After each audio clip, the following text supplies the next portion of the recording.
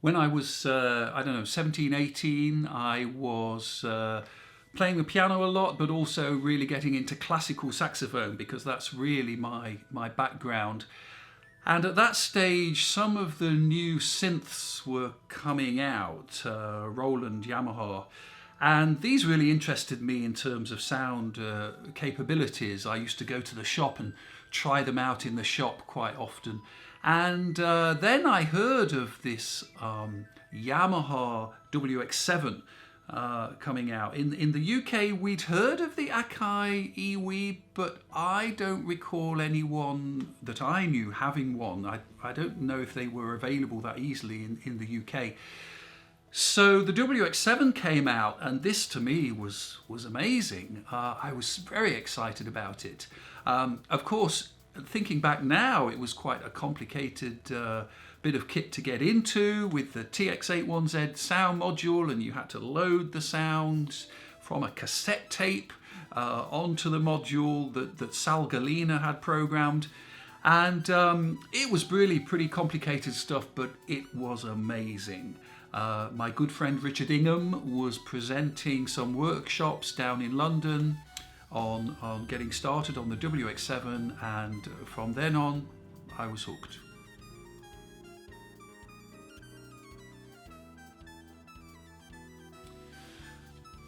Yeah, so my first EWI rig was simply a WX7 with a TX81Z sound module. I think I must have played around with various reverb units because, of course, the TX81Z didn't have anything effect-wise on there. So I did, I think, try some Alesis effects in there, but it was pretty straightforward, just the WX and the module. Of course, I soon went on to looking for other bits of kit as well.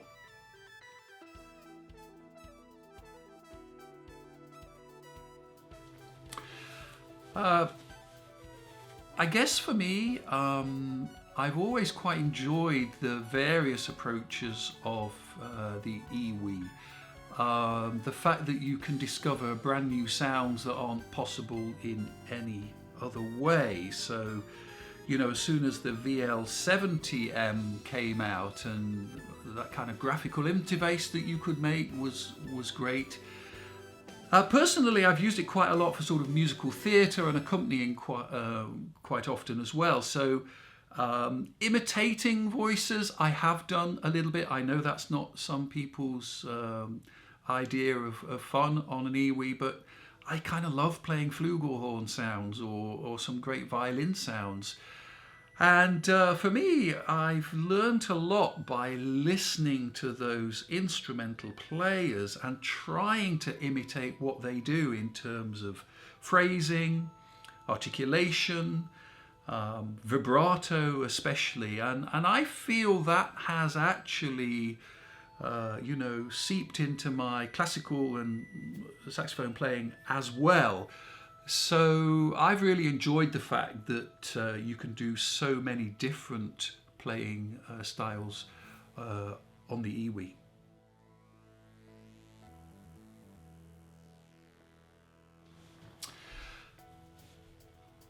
My first recording that I got into was some friends of ours down in London said, "Have you heard Magnetic Steps Ahead?" And I hadn't heard it. I kind of was oblivious to a lot of that stuff, really. And I remember just thinking this was the most incredible piece of music. And playing, of course. I didn't really know anything about Brecker. I was very uninformed at that stage. So for me, that was a huge find. I transcribed it. It took me hours, but I transcribed the Sentimental Mood solo. And, it wasn't far after that I got into the Yellow Jackets. So Bob Mincer, of course, is a huge inspiration as well. There are actually many other players.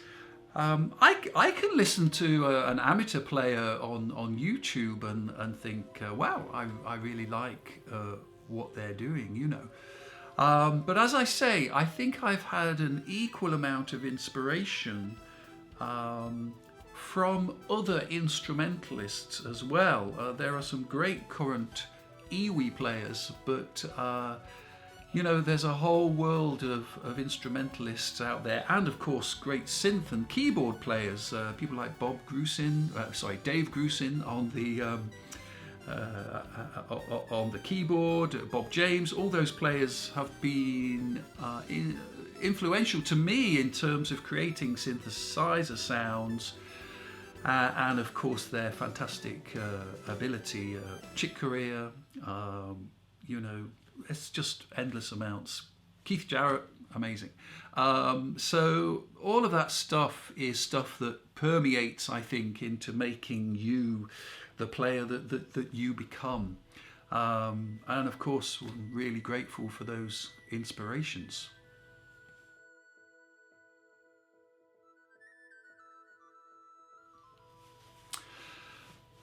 I'm really excited about the market. As some of you will know, I've done some demos for Roland in the last 3 years. Before that, I was very much on Akai for maybe 10 years. And I found it a shame that you know, things were seeming to dwindle a little bit in the world of electronic wind synthesizers. And then I kind of feel that Roland actually played quite an important part in suddenly, it seemed to be a bit of a sort of reincarnation of interest in as far as I was concerned. And I think the wider community as well. And so, you know, we've got some brilliant instruments, you know, either coming out or in the pipeline. Roland have just released their third aerophone, you know, but there are some other great manufacturers as well. The Bergland Instruments looks really, really great. You know, I would hope that Akai also decide that they might continue their fantastic heritage of instruments as well. So yeah, I'm really excited about the market because, you know, the more the better, and the more we advance into things like iOS applications to help us manage the instruments and edit sounds and things, I think this is fantastic. So the market to me is very exciting.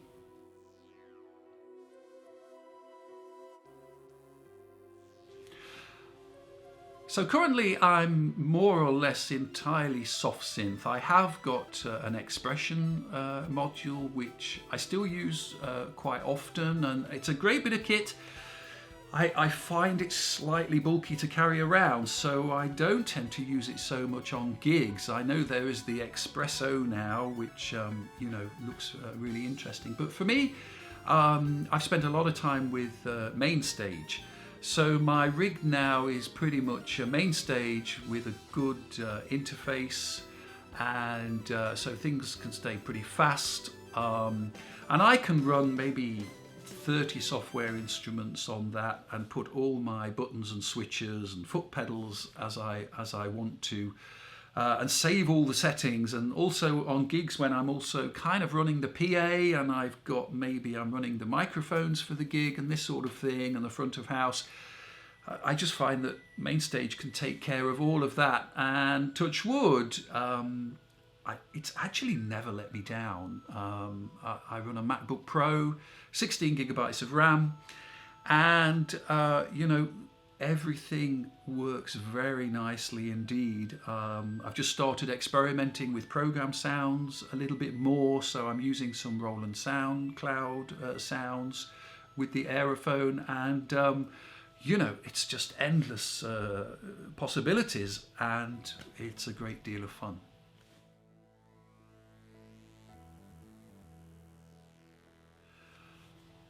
I like to explore all that kind of CC control on the instrument.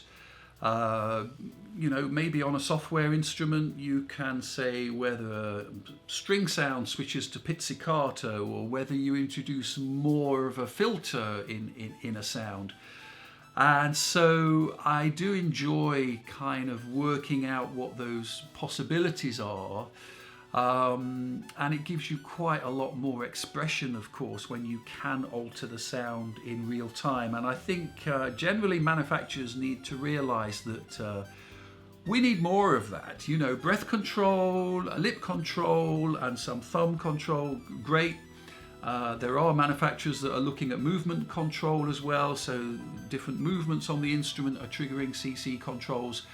I love all that. In terms of the way I set up my instrument, I guess I am looking for something that's a little bit similar to the feel on saxophone wise, so the resistance on the breath and the lip control, I quite like to have it at least somewhere similar to my acoustic saxophone setup.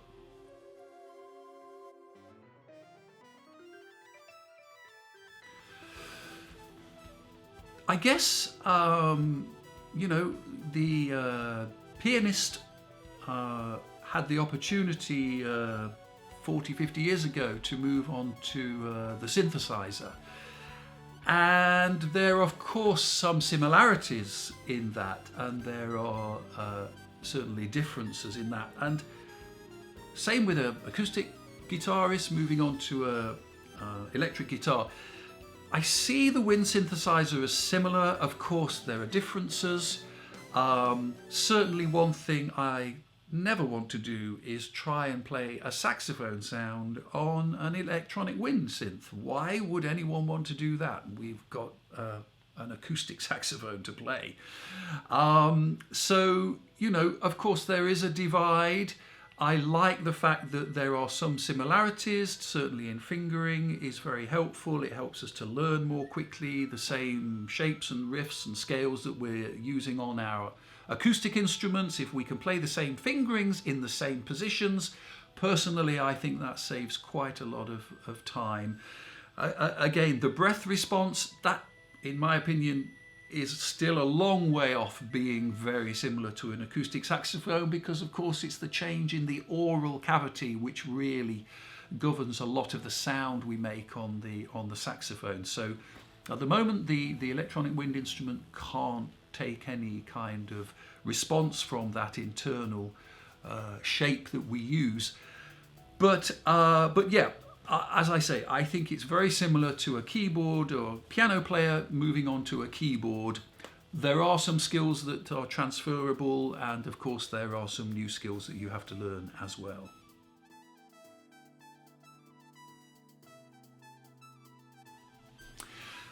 As I said in one of my earlier responses, for me I'm pretty much a software.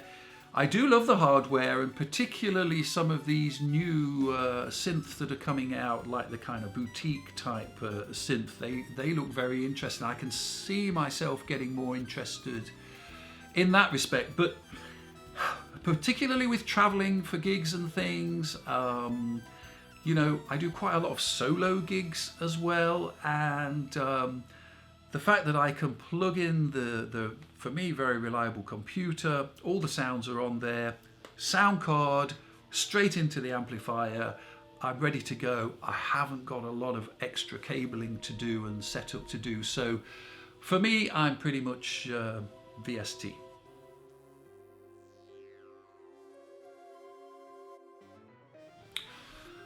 Yeah, the hairbands thing is interesting.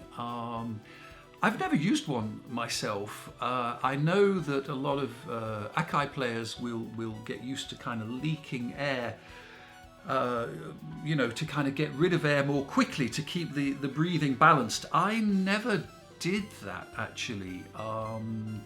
I kind of learned to reassess the way I was blowing, so it wasn't an issue for me. It's certainly different on the Aerophone to the Akai, but again, I think with some careful thought I've managed to avoid the need for the hairband.